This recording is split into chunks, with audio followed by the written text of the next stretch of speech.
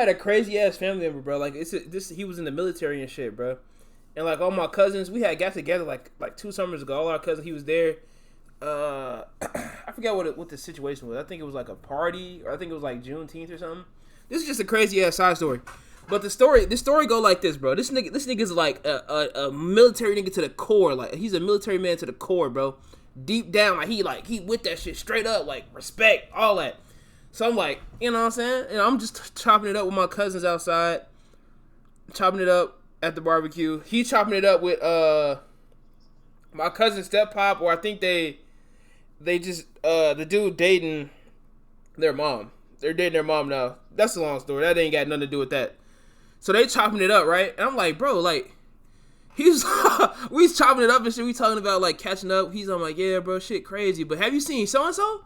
Yeah, I was like, yeah, bro, his ass a little weird, ain't he? He's like, bro, so and so ass crazy, boy. He's talking about deep freezers early. He's like, yeah, deep freezers, yeah. You get deep freezers. You can put deep freezers. You know, you can do with anything with a deep. You can freeze anything with a deep freezer. It'll hide smell. It'll hide everything. You can get y'all some deep freezers. And he was going on a rant. He was going on a rant about deep freezers, gang. He was going on a rant about deep freezers for like so long, and I'm like, deep freezers? What the fuck could he be doing with a deep freezer? They say, I don't know, but he went on a rant about it. Talking about you could throw anything in the deep freezer. You can store any type of meat in the deep freezer. So you know me, I'm kind of paranoid. I'm like, that nigga talking about bodies, bro? He talking about he putting bodies in deep freezers, gang? He's like, niggas was like, I don't know. We don't know, bro. Shit crazy. So then we get like the day progresses, right? Everybody start getting drunk. You know when motherfuckers start getting drunk, true them start to come out. If you've been around anybody that has gotten drunk at a family function, if you've been around any type of people that have got drunk at a family function, shit changes when you drunk, bro. Like shit start getting a little weird when you drunk, bro. I'm not gonna lie to you. Things start to get a little tricky. Like it starts to get real tricky when you're drunk, gang. So we in there. It's an old lady. She talking to so and so. She's like, so and so, you gotta teach them boys. Them boys gotta learn how to defend themselves. He's talking about that. He's like, boy, I'm not sending no nigga to the police. Huh? He fucking with me. I'm sending that nigga to hell. I was like, bro, what are we talking about right now? This is supposed to be a time for celebration. This is supposed to be a time for celebration. We're talking about sending niggas to hell. What are we doing? What are we doing?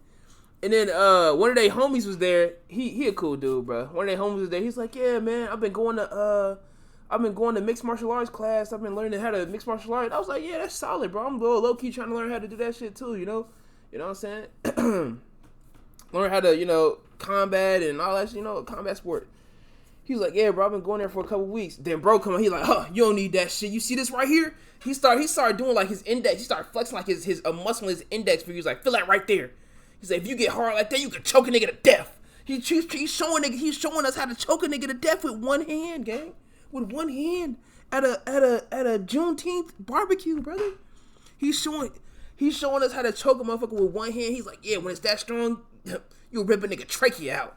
I'm sitting there looking. I'm like, bro, like, is this a skit? Like, is this nigga tweaking? Like, is he for real? And the lady behind him, their grandma, not my grandmother, their grandmother, she, yeah, he know. He telling y'all right. I'm like, is this for real? And I'm looking at them, they looking at me like, I guess. And in my mind, I'm like, this nigga gotta be pump faking, bro. And you almost want to try the nigga to see if it's real or not. Like, if he really, like, if you almost kind of want to be like, that nigga he don't know that shit for real, bro. But I was like, on the basis he do know that shit, and I get put out, like, that shit crazy, bro. You know what I'm saying? So I'm like, bro, I'm gonna take him at face value, bro. I'm gonna let it rock out, bro. But I was like, that nigga's tweaking, though, bro.